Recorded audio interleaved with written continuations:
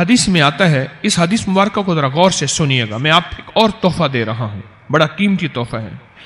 حدیث میں آتا ہے کہ قرب قیامت میں سال ایسے گزریں گے جیسے مہینے، اور مہینے ایسے گزریں گے جیسے ہفتے، اور ہفتے ایسے گزریں گے جیسے دن، اور دن ایسے گزرے گا جیسے شرارہ، چنگاری۔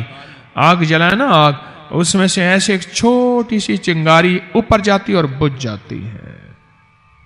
2018 آیا، پلکوں میں گزر گیا، 19 آیا اور ایک مہینہ بھی گزر گیا، اور باقی 11 مہینے رہ گئے، اور اس میں سے بھی چند دن اوپر ہو گئے۔ اگر آپ چاہتے ہیں وقت کی برکت، دنوں کی برکت، زندگی کی برکت اور لا علاج بیماریوں سے چھٹکارا، تو آج ایک ٹوٹکا بتاتا ہوں۔ جو بندہ یہ چاہتا ہے کہ اس کے وقت میں برکت ہو، سنیں غور سے۔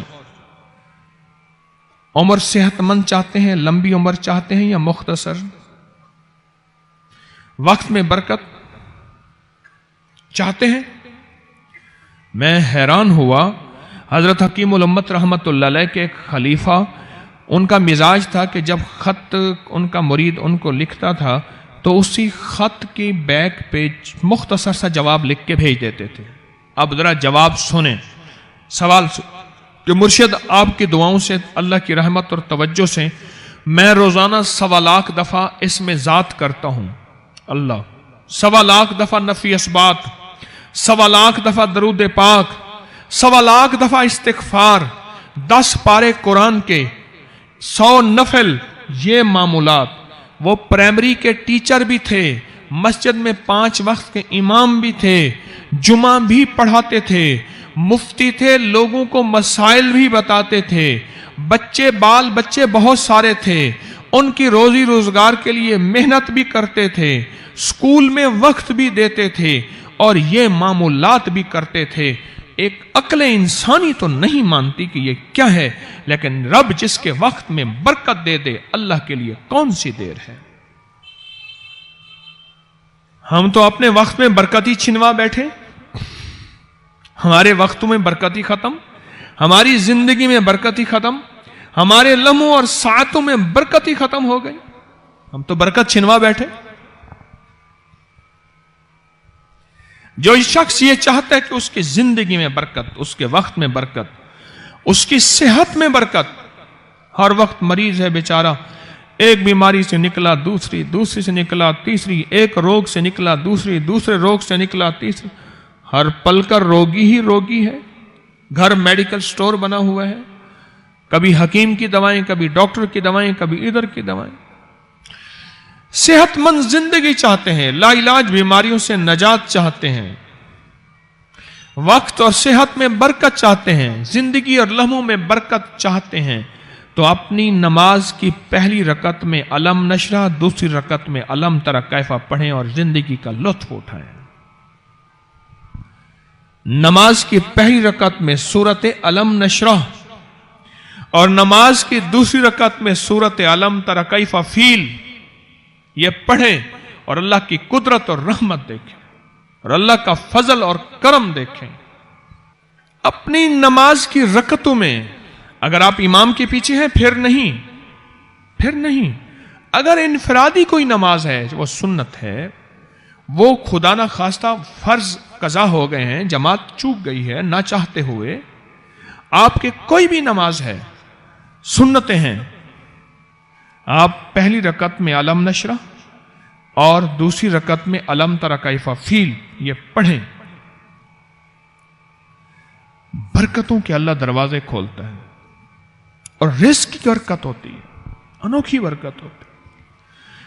مجھے ایک صاحب کہنے لگے میرا 1 کروڑ ایسے بن جاتا ہے پتہ نہیں چلتا، کروڑ ایسے بن جاتا ہے، میں سچ کہہ رہا ہوں ایسے بن جاتا ہے، مجھے پتہ ہی نہیں چلتا میں کہاں سے بن گیا۔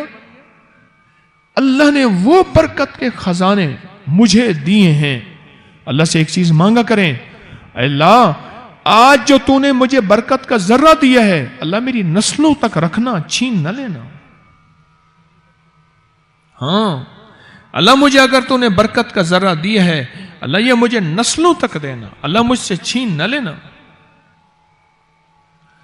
تو برکتوں کے دروازے اللہ کھلوا دے، لا علاج بیماریوں سے نجات دے دے، وقت میں برکت، زندگی میں برکت، سانسوں میں برکت، صحت میں برکت، دولت میں برکت، پیسے میں برکت، نسلوں میں برکت۔